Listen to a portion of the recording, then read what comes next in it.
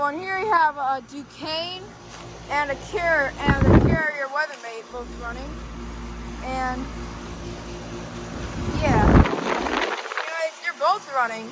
It's nice. Anyways, here's this Ducane running. It's got like a coat will reciprocate all the way down there. It's 2001. And then this Carrier is running.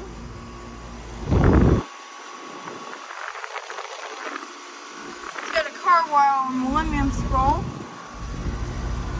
That one is from 1999. It's very cold and sweaty. This line is not warm, so it's subcooling. And that's also subcooling, and that's very cold and sweaty. It's a very interesting find, so yeah. Anyways, thanks for watching, over and out.